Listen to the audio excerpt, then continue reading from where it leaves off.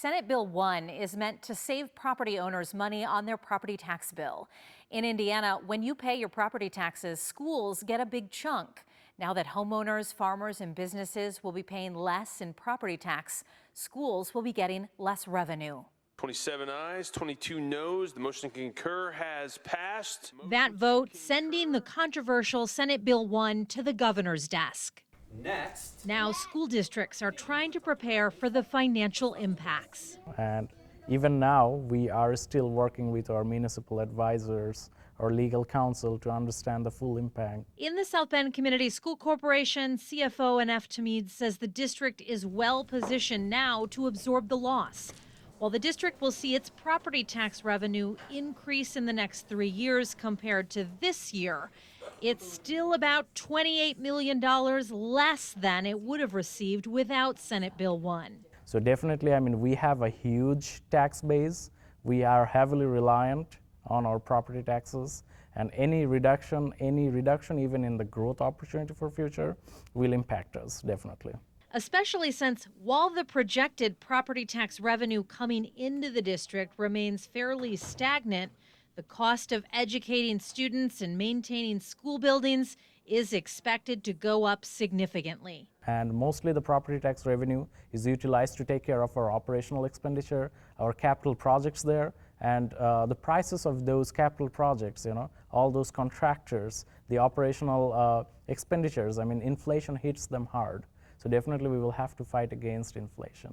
Tamid says the district has been trying to find savings for years. That includes adjusting administrative staffing and ending a facilities outsourcing contract. Also, we are doing a lot of staffing adjustments, and we are trying to stay as much as possible away from the classroom. We are not cutting down on teacher costs there. We are not cutting down on any supply budgets for the classroom there. He also says there are other mechanisms the district can use to make sure students and teachers aren't impacted. We have the highest cash balance in history of South Bend schools right now. We have the biggest budget, the education fund budget that we have had in years, $121 million, and we have the lowest transfer, only 5.5% in the state of Indiana, one of the lowest transfers that we do from education to operations fund, because we are fully committed towards giving the maximum amount of dollars to our education fund for the teachers and the kids there. Down the road at Penn Harris Madison School Corporation. So changes like this are not something I haven't seen before. COO Thomas Keeley says the district is prepared. So to say it's a bad bill, it's a very technical bill.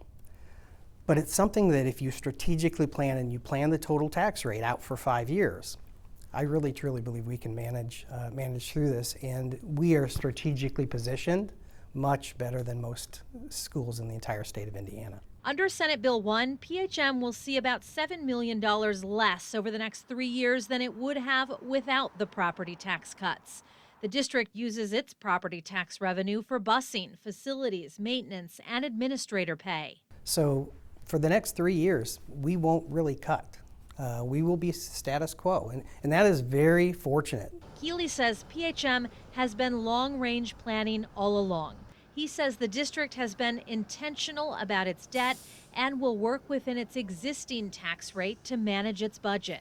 But he says not every school district around Indiana is feeling as confident. I would say that there may be only 10 suburban school corporations in the entire state of Indiana who can say that they can keep their tax rate and keep their levy pretty stable over the next 3 to 5 years, and we're one of them. But what happens after that? Yeah, I think that this is so detrimental to many of the small schools and schools that have already issued a referendum that I think that they will reform the bill. For more information on how this will impact your local school district financially, go to this story on our website. I've posted the most recent state estimates there. In the studio, Kristen Bean, WSBT 22 News.